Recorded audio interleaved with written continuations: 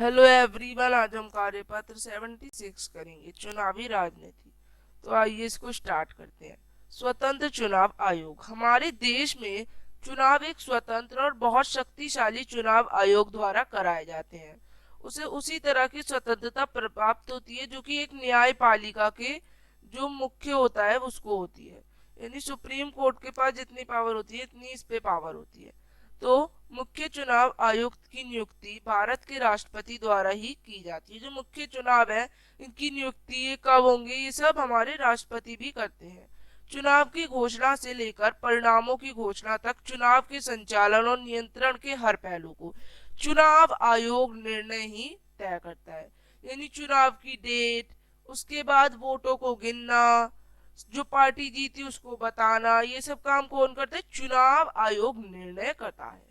तो ये आचार संहिता का लागू है और इसका उल्लंघन करने वाले को दंडित भी किया जा सकता है, पार्टी से हटाया भी जा सकता है। अब लोकप्रिय भागीदारी ये क्या है? तो चुनाव में लोगों की भागीदारी को बहुत ही अहम माना गया है। मतदान उन मतदाताओं के प्रतिशत को दर्शाता है जिन्होंने वास्तव में अपना वोट डाला है। भारत में मतदान या तो स्थिर रहा है या वास्तव में बढ़ गया है। तो भारत में गरीब, अनपढ़, वंचित लोग अमीर और विशेषाधिकार प्राप्त वर्गों की तुलना में बड़े अनुपात में मतदान करते हैं और ये पश्चिमी लोकतंत्र के विपरीत है। भारत में आम लोग चुनावों को बहुत महत्व देते हैं। उन्हें लगता है कि चुनावों के माध्यम से वे राजनीतिक दलों पर अपने अनुकूल नीति और कार्यक्रमों का अपना दबाव भी बना सकते हैं। इसीलिए लोगों को चुनाव में बहुत भागीदारी निभानी होती है। चुनाव परिणाम की स्वीकृति।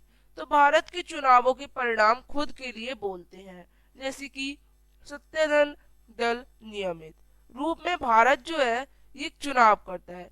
भारत में जो है चुनाव जो है लगभग आधे मौजूदा सांसद या विधायक चुनाव जो है हार जाते हैं। बहुत कम विवादित चुनाव को छोड़कर चुनावी परिणाम के आमतौर पर पराजित पार्टी द्वारा जनता के फैसले के रूप में स्वीकार किया जाता है। तो स्वतंत्र और निष्पक्ष चुनाव, इनकी क्या क्या चुनौतियां बीच में आती हैं? पहले ढंग के विकल्प, अपारधारिक पृष्ठभूमि वाले उम्मीदवार चुनाव लड़ते भी हैं। चुनाव में अत्यधिक धन भी लगता है। बड़ी पार्टियों की तुलना में छोटे दल और निर्दलीय इनके पास समस्या खड़ी हो जाती है क्योंकि इन पे कोई ध्यान ही नहीं देता। टिकट बांटने के लिए संबंध बरतना पड़ता है। तो ये सब बातें आप लिख देंगे। अब चुनाव आयोग की भूमिका क्या है? भारत का चुनाव आयोग भारत में संघ और राज्य चुनाव प्रक्रिया के प्रशासन के लिए एक बहुत ही अहम जिम्मेदारी निभाता है, क्योंकि यह निकाय भारत में लोकसभा, राज्यसभा, राज्य विधानसभा और देश में राष्ट्रपति और उपराष्ट्रपति के कार्य को भी क्या करता है? संचालन करता है। अब क्या सोचते हैं कि लोगों को चुनाव प्रक्रिया में सक्रिय भाग लेना चाहिए? तो उन्हें इसलिए भाग लेना चाहिए क्योंकि जो हमारा पूरा सिस्टम है ना वो हमारे वोट देने वाले लोगों पर ही डिपेंड है।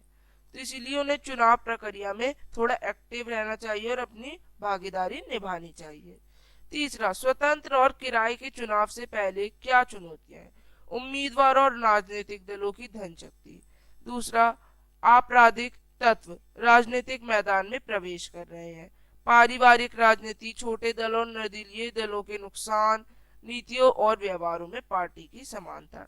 अब आपने चुनाव में भ्रष्टाचार से संबंधित समाचारों के बारे में सुना, जैसे मतदाता सूची में झूठे नाम शामिल करना, शासक दल द्वारा सरकारी सुविधाओं और अधिकारियों का दुरुपयोग, धन का अत्यधिक उपयोग। तो क्या हम कर सकते हैं इसके लिए?